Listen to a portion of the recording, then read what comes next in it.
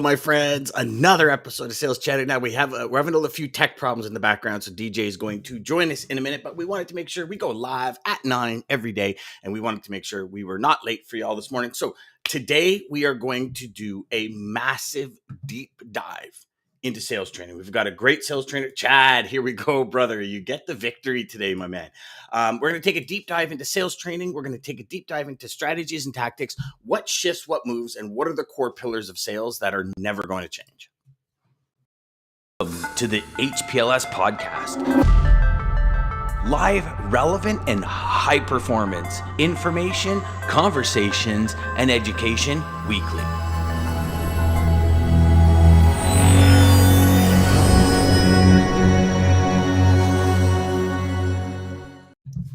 Jeff, my man, you hit it, but actually Chad had beat you to the punch this morning, my man. Richard was that was Lisa. Richard was a quick follow-up, then Lisa, then Antoine. Welcome, everybody.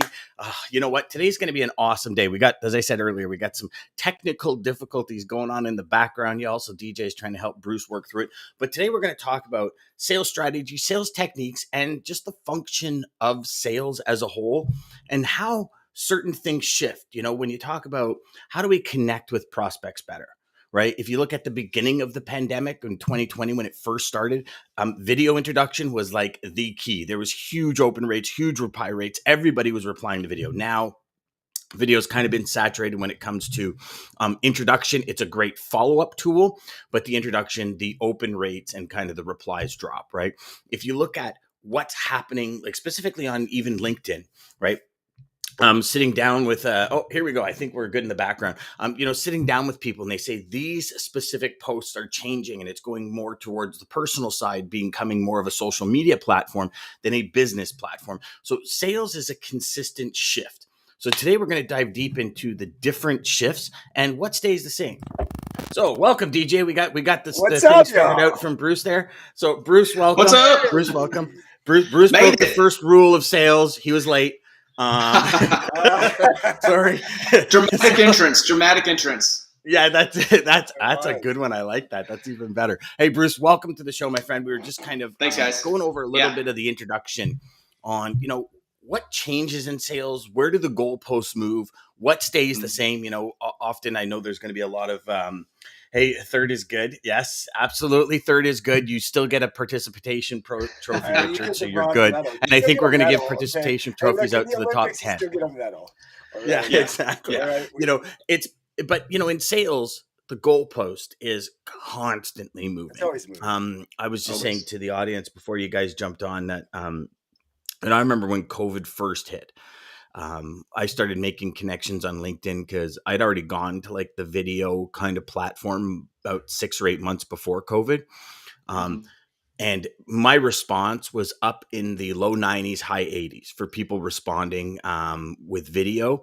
And now, if you're getting a 23, 26 response rate, you're like a superstar, but there's core pillars of sales, regardless of the industry, that never change, right? People would say the authenticity, the desire to help.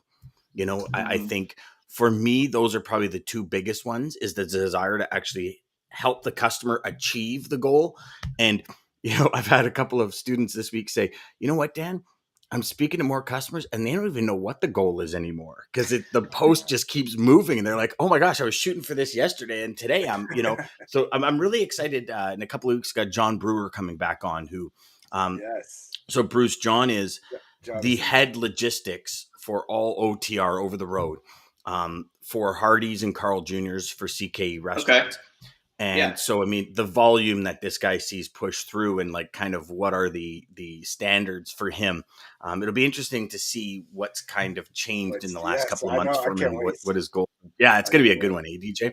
So without further ado, brother, talk to us. Tell us what you think, kind of the core pillars are and then where you see the goalposts moving.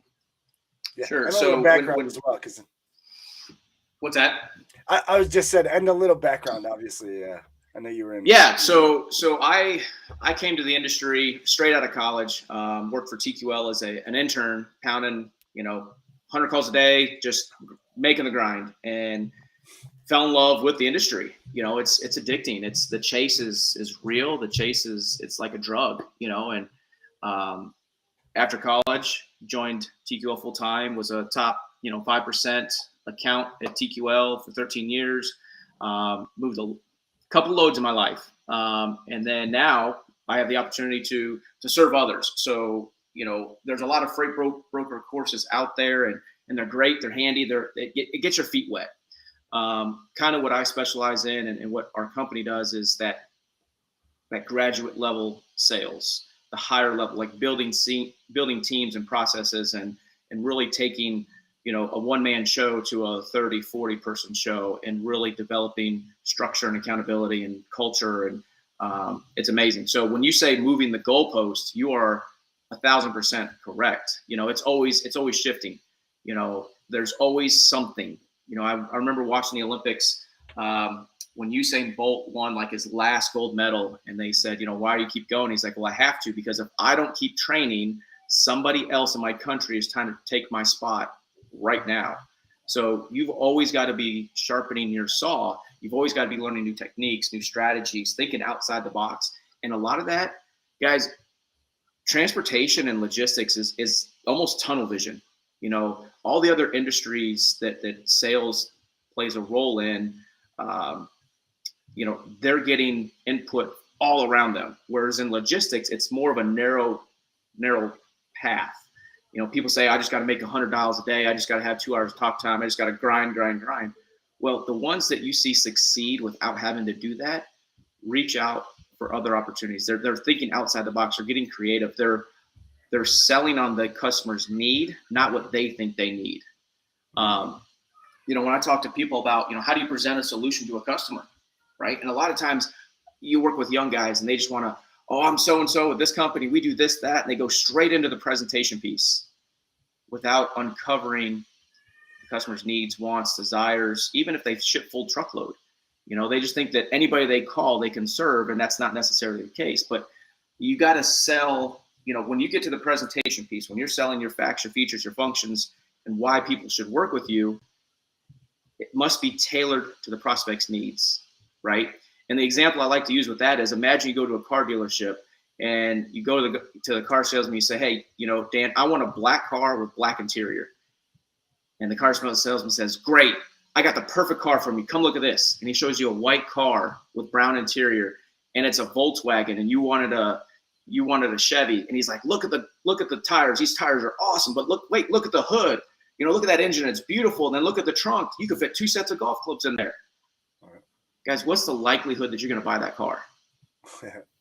You're not, because the salesman sold you what he thought you wanted, not what you said that you wanted. So understanding your customer's needs, wants, and desires is crucial, and thinking outside the box. So right now, the market's going through a shift, right?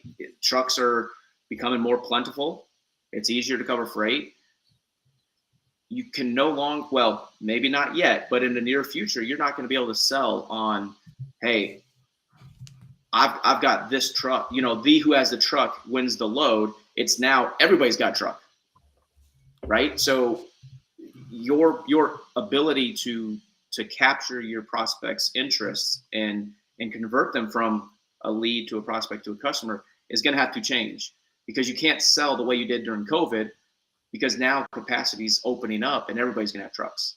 So what's your new approach? What's your new strategy and technique that's going to capture that customer's interest and say, you know what? Yeah, DJ, he's got something there, right? It's interesting that it's interesting that analogy, or that process, that thought process came up this morning. So yeah, I'm like DJ will tell you, we're data geeks. Yeah, I'm constantly monitoring the market, and over the last 3 weeks, I've probably had 60 prospects, 50 to 60 prospects come back. Mm-hmm. And the one thing I ask through my sales, because I still do sales now, you and I are pretty much in the same field. I do sales training, executive coaching, as well as the show. And it's very interesting what's coming back from traffic managers. It's not a matter of capacity. It's not a matter of costing. It's a matter of I'm sick of being screwed around. And so because every time somebody says, I'm not interested, Dan, I always ask, I'm dying to know, like, I'm a data geek. I put a link to Sales Chatter. Here's our show. We're always looking at market data. What does your incumbent do so well that you're not even interested in having a conversation? And I'm going to say out of the last couple of weeks, let's just call it 50. I'll go on the low end. 45 of them have come back and said, I am just sick of being screwed in the market. And when I go back and ask a reply question, it's, what do you mean by that? Like, just please. And obviously I'm being very polite because I'm taking up their time and there's kind of zero benefit I can add to their side because they're just not interested.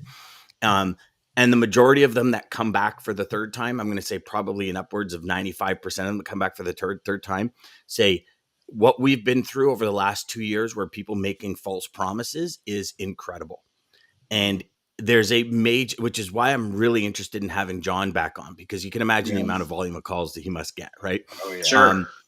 And it is amazing the way the market and shippers, regardless of capacity, regardless of saying, you know what, like, oh my God, I need you. It's like, you know what, stop fucking me around and let's do business authentically and honestly.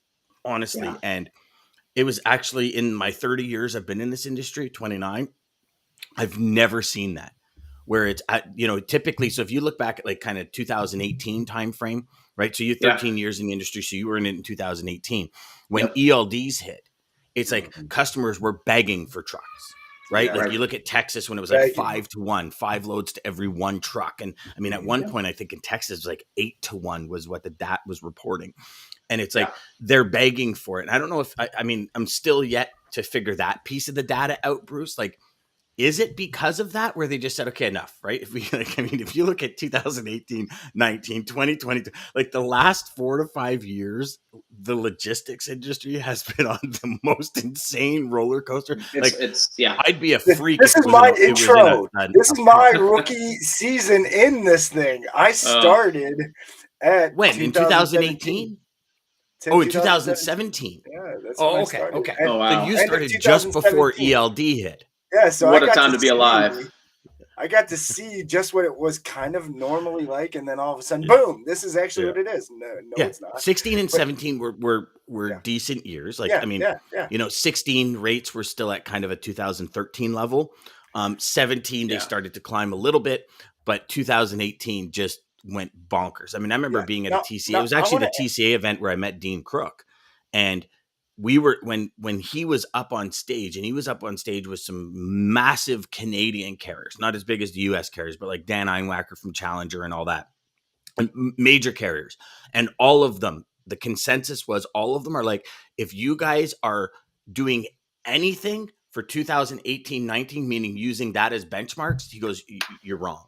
You can't use it as a benchmark. But it's funny, like, what's the last year you can use as a benchmark then? Because 18 was an anomaly. Right. Then everybody bought so much equipment and they were delivering it so fast. 19 became just a slaughter fest. 2020 COVID, right? Like, what year can we as a supplier use as a benchmark? You guys both having way longer experience than me in this. My just rookie mindset, only being in this 5 years, what I've seen, obviously the craziness like you're mentioning, but it seems like that same repeating term, which I think life is a pattern, but you guys saying about, these traffic managers, these guys not wanting to be screwed around anymore.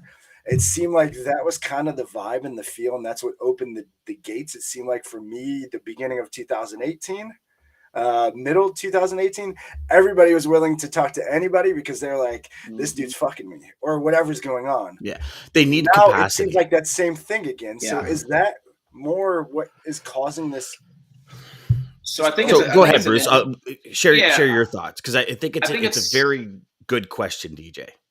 I think it's an interesting paradigm of us versus them mentality, right? The brokers versus the customers, and as markets shift, this comes up is like, hey, these brokers are screwing me around. I don't want to use them anymore. But then the customers, when everything shifts back, it's like, oh, the customer's just trying to screw me. I'm not going to do business with them anymore. And instead of creating like true synergy, everybody's in it for themselves, right? The brokers are in it for their dollar. The customers are trying to, hit their bonus by reducing costs, efficiencies. So there's very much an us versus them mentality that it is toxic. And I think that's where a lot of this, like, I'm happy with who I'm using because they don't want to take a risk on somebody new. They may be fed up to the end of who they're using, but they don't want to take a risk on bringing on somebody new because it does take time to build that trust and that rapport and credibility. And if you can't provide something that nobody else is already doing, then you're just another broker that's going to do the same thing. And so customers have a little bit of a backlash of like, I've been burned once, right? You go touch a hot stove, you're going to touch it again. So I think there is a very much a us versus them, just natural shift that takes place. And I'll dovetail a couple of things to that, DJ. So, Yeah. So in 2018, there was a lot of what I coined capacity clients that people were getting. People were landing clients at a dime a dozen. Like every 5 phone calls, you were landing a customer. And it was because if you had trucks, you can get business. Yeah. It was really what it was. In 2019, it was and this was the real, so 2018 in all my years, even when exchange rates went like 20 points US Canada to swing another way. I mean, I remember one point it was 1.56. And I mean, I remember the company I was working for, the controller waited 2 days to cash checks. And like there was hundreds of thousands of dollars lost in exchange. Like that's how bad that the market was fluctuating. So lived through that. And then 2018 hit. And 2018 was the most dynamic year because of ELD and everything changing. Now, here's the backside of that. Most large carriers were already on ELD for 2 years. Mm-hmm.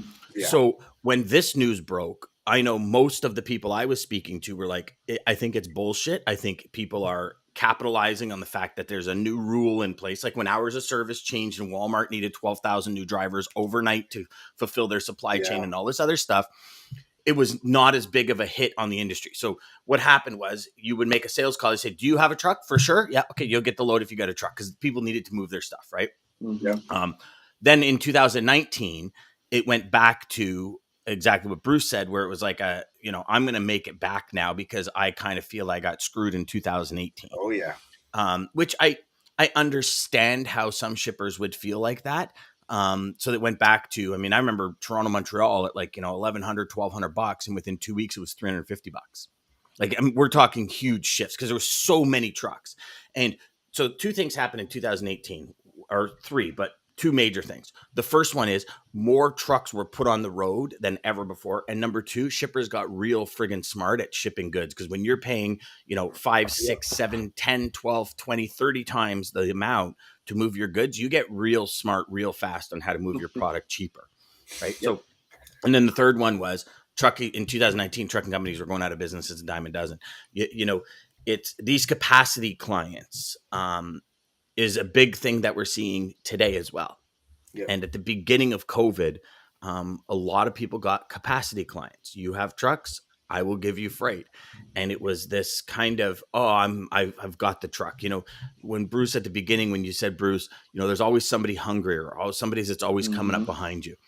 That's why most people lose their customers, is because they don't consistently give them that attention that they had when they first came in. Right. We get complacent. We think the customer's not going anywhere. Never does a sales rep, let me rephrase that. Most of the time, no sales rep goes into the office in the morning thinking there's somebody coming up my tail, somebody coming up that's going to do and serve my customer at a higher level. I better step up my game. Yeah. We don't.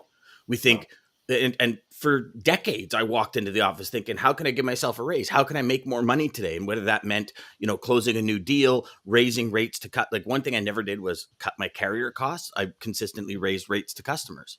Right. Mm-hmm. But it was never a matter of how can I serve my the thought process was never, how can I serve my customer at an even higher level today to make sure I keep them?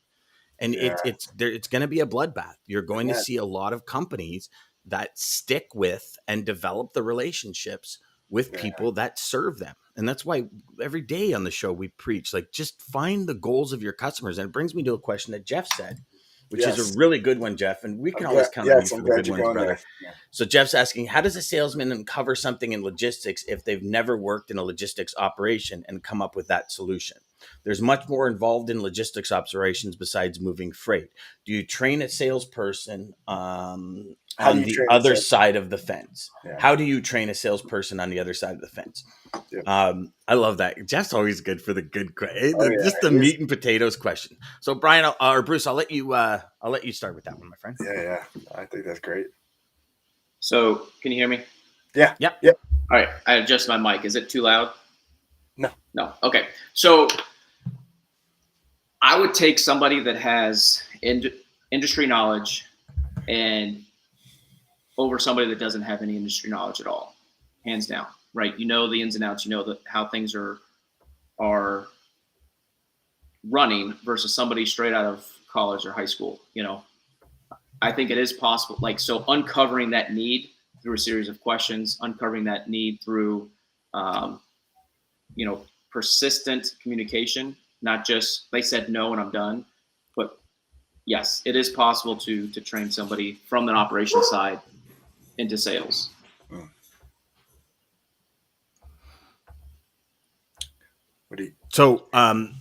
Sorry, I didn't realize. I don't know if you just froze there, Bruce, or whatever. So operationally, I think operations people, when they're driven, when their desire is to get into sales, I think they make some of the best salespeople on the planet, because operationally is really how every customer is kept.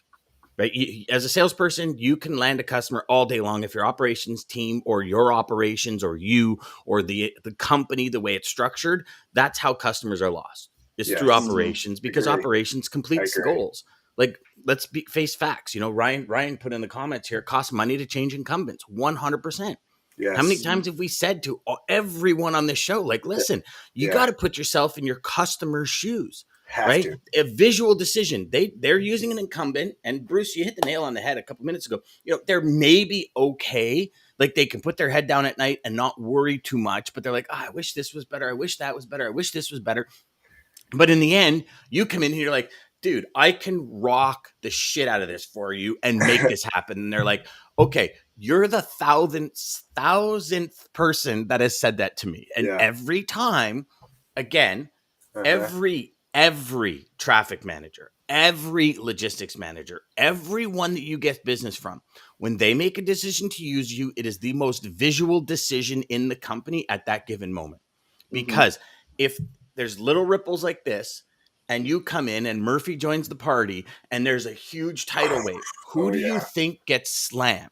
The traffic manager. Oh, well, I chose to use this guy because they promised me this or they promised me that. Oh, come on, man. Why would you break something that's not broken? We already have enough logistics and supply chain issues. You don't have to go, did you pick up the pay? Like, all of these things, like, it is a very interesting world in logistics sales right now. Very interesting.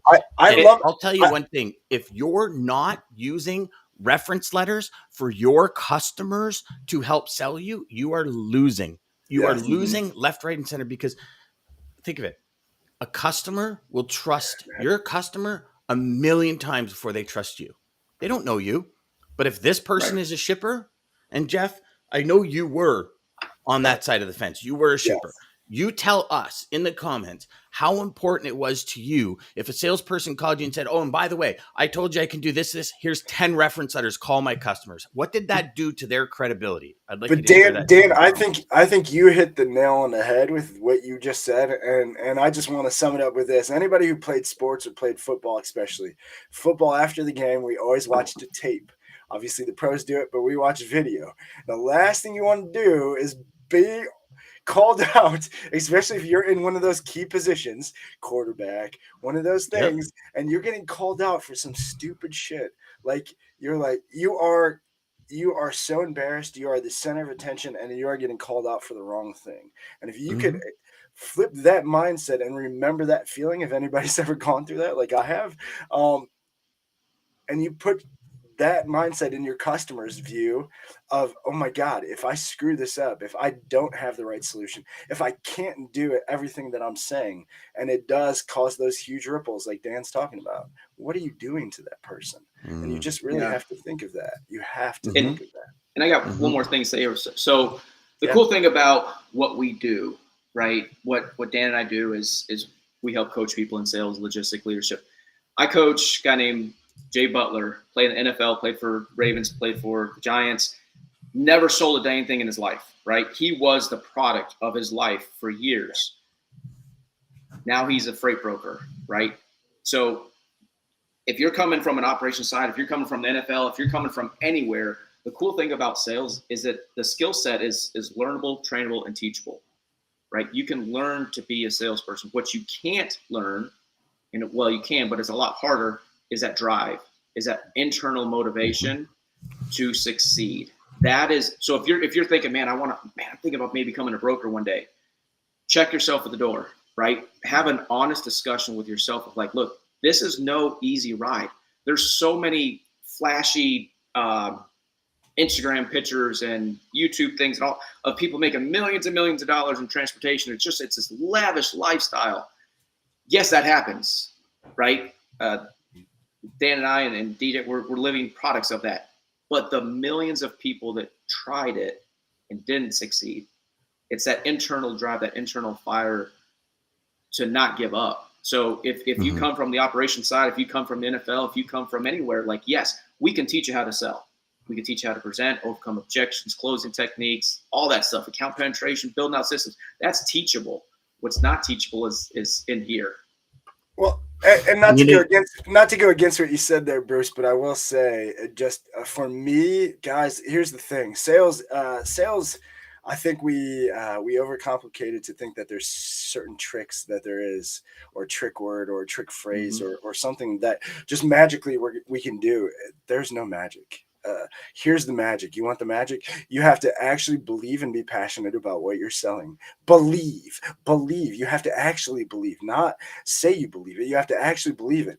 Everything I've ever sold, I either wanted so bad I couldn't, but I maybe couldn't afford it, or it just wasn't right for me, or I had it because I believed in the product I was selling. So once you believe in your solution, it's easy. Then now you just have to believe that you can actually help that person. That's all sales is. That's literally all it is. But you have to have a passion for what you're doing. And I think that's the bigger key. With sales, passion is people. You have to want to help people. Well, we talked about sports, right? So you talk about Olympic athletes, you talk about professional athletes. The passion is in the practice. And how many times do you do a play to do it once in a game, once a week? And as a salesperson, this is why very competitive people make great salespeople. This is why people in sports can make great salespeople, because they already have that trained in them to practice more. Edge. And you think about it, you make 100 phone calls. Nowadays, you're maybe connecting with 5 people. Otherwise, you got 95 voicemails. So you have to have that desire to say, okay. And here's the thing. The mindset is everything. So your desire is, okay, I have to go through 95 voicemails to get 5 people. But when I get those 5 people, oh my God, it's on. Oh, that game over. I'm going to change your life. 100%. Jeff says one thing here. So he says, Dan, you're right. It does open the door. However, what do you know about me, my company, and how does your logistics experience align with mine? So Jeff, that reference letter actually comes after that, because if I were just to hit you with a reference letter, it'd be totally useless, because I could have a reference letter saying, Dan's the greatest person on earth. He is a little expensive, but he gets the job done, and you're only looking for rates. So that reference letter is afterwards. What I was talking about is more breaking down that wall to say, okay, this person is the real deal, and what they say they can help me because I need the help from my present incumbent. They can, because other people have backed them up. So I apologize. Yeah, good point to use a reference letter would be in the presentation or answering objections. Yeah, exactly. And does a reference letter have the same value as Google reviews? That's a great question, Antoine. I do know statistically a lot of people look at Google reviews. However, Google reviews are more company based. So maybe if they have your company name and in product it, based more. People ask, do a Google review on our company. So from a hey, is this a stand-up company perspective? Yes. But if you take an example like a large brokerage firm, right? You'll have some really good brokers, some really good operations people, and you'll have some absolutely horrible people that use and abuse everyone they touch. Yeah. Right. Reference letter is a little more personal too. I think, and reference letters specifically is this, right? So here's a little trick for all y'all and any of y'all involved in Inception or anything, this, or anyone that's been working with me forever. 3 questions. What are we doing right? What are we doing wrong? What can we improve on? Mm-hmm. You get those 3 answers. And what you're going to find is if you get a yes, you're amazing on all 3, you ask for a reference letter. That reference letter, focus on what are we doing right? Mm-hmm. Like, did you do a big project that went off without a hitch? Did you help the customer achieve something? So what are you doing right? Oh my God, every decision you make is just strictly focused towards my goals. That's the reference letter. And if you go through your entire customer base and for now and for the next 3 years, and every customer you get, you go through the same thing, but you have reference letters specific to the things you've accomplished, not just, Bruce and his team are awesome at what they do. Yes. I'm talking specific, Bruce and his team. Yes. Yeah. We had a project where there was 150 loads. They had a 99.8% on time rate. And the only reason they were 1 late is because of a road closure or something. Yeah, we went off without a hitch. The contractors were awesome. Now Bruce can use that reference letter for his next project customer because it's a project specific. This is the difference between strategy and carpet bombing. When you're strategic about a reference letter, it hits home directly in the customer's issues. So if the customer's got an issue with capacity and you were able to provide capacity because of your relationships, that's the reference letter. So I hope that makes sense, Antoine. Yeah. And with a Google review, that's kind of passive, right? You're relying on the customer to go out and actually look at it versus sending them a reference letter or a testimonial, which is proactive. Google, I will say the reviews are obviously crucial. So if your company does have the ability, I would definitely get your customers to leave Google reviews. Obviously, we'll support your company. But. So why do brokers hire people entering the industry for the first time? Well, great question. So here's my perspective on it from what I've seen in the industry. A lot of times these people are hired because it's one of these things where they're paid really cheap. And even if they land one customer and decide to leave, the company can keep the customer and make back the money.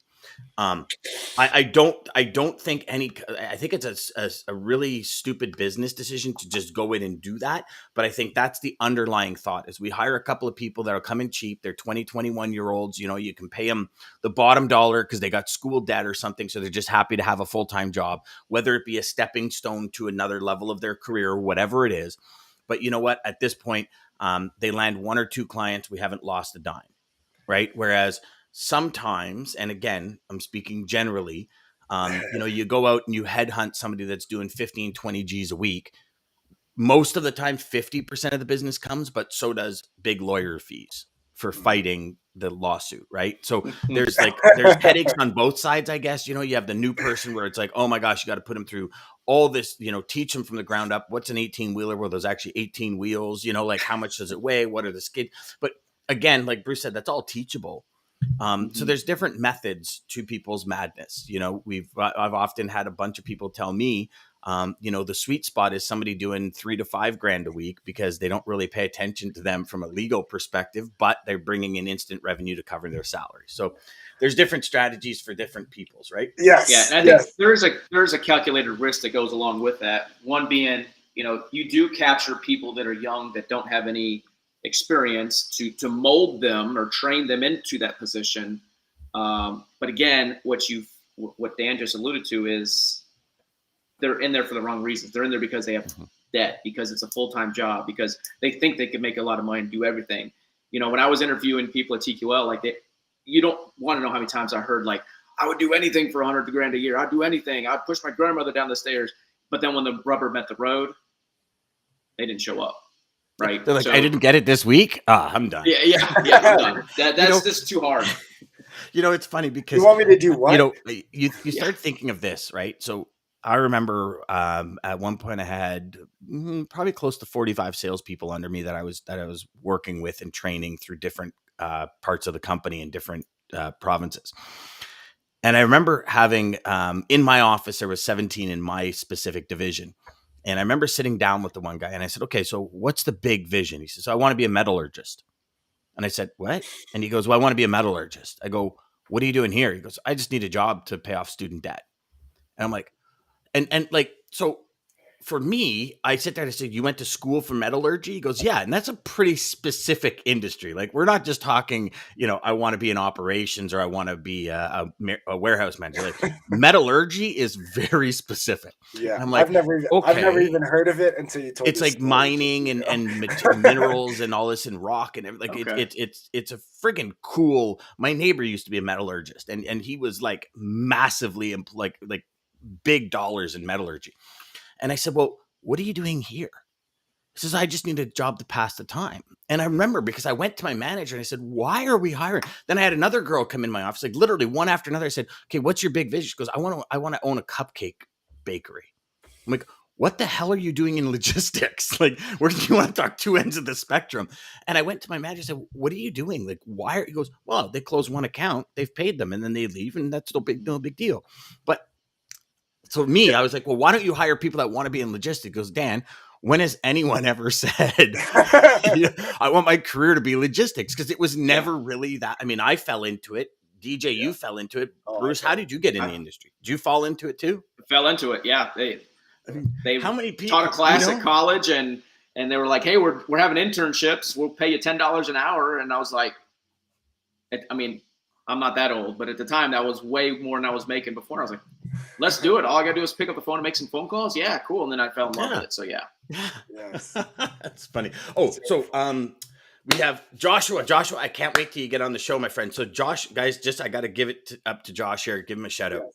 Yeah. He is preparing for a 33-mile run to his office. He wants to run to work from one end of Michigan. Almost. Good for you. You saw that yesterday that I commented on DJ on LinkedIn. Yeah. So we're going to have Joshua on the show because if you want to talk about preparation and dedication, like have you guys ever seen that Homer Simpson when he ran like 6 feet and he put his hands on his legs and he's like, right? That Simpsons episode. So I looked at Josh's map yesterday and I swear I had heart palpitations. I started to lose my breath and I just kind of bent down like Homer Simpson and put my legs 100 miles.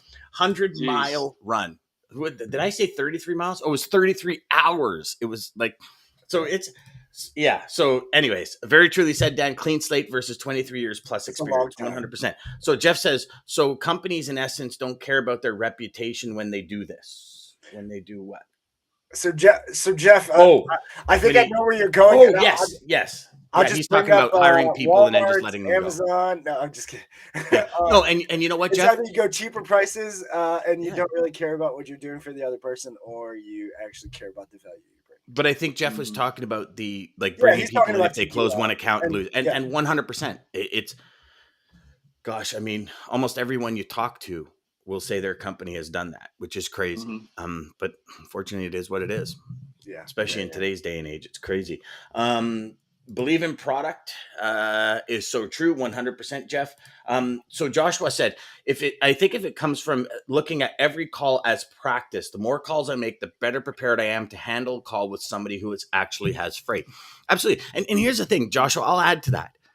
Every time I got a voicemail, I tried to leave a better voicemail. Like, and I'll, complete transparency, maybe 1% of the voicemails I left over 28 years actually got returned, because how many people actually return voicemails?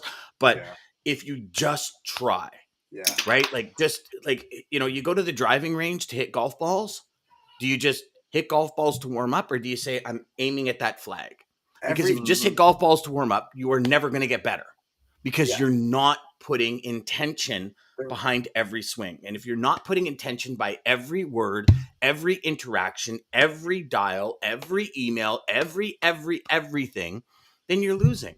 Like Joshua preparing for a 100-mile run. If it just got out there and kind of jogged for 3 minutes and then walked for 2 and then jogged for 3 and said aimlessly, I don't know where I'm going to go today, I'm just going to go around the block, he would never get a 100-mile run done. You have to prepare for that. We'll have Marcus Ogden on shortly, but Marcus was a Baltimore Raven as well. Yep. And he says, Dan, football is a business. It's not a sport. It's a business. And the business is the top performers win. That's it. Mm-hmm. Olympics, Dan, I'm same so thing. glad. I'm so glad you said that, Dan, because again, yes, you nailed it. The whole Vince Carter thing. The whole I'm listening to that book for like the millionth time, but it takes what it takes. You can't get to that level. We can't lie to ourselves. Even with the greatest talent, even with the greatest whatever. Like there's again, they've. Mike Glennon, I just heard about him, and whoever he was the backup for, they thought he had all of the untangibles. I was Russell Wilson, and thought he would have been better than Russell Wilson because he's 6'5" and he's this and that, and he's all of the things that make a prototypical quarterback, but he didn't have this that Russell did, and that's what it comes down to as well. Hard work beats talent when talent doesn't work hard. There's also you have to be dedicated, and your dedication to it. Again, the story of Vince Young or whoever it was, Lamar. I forget. No, Vince Carter.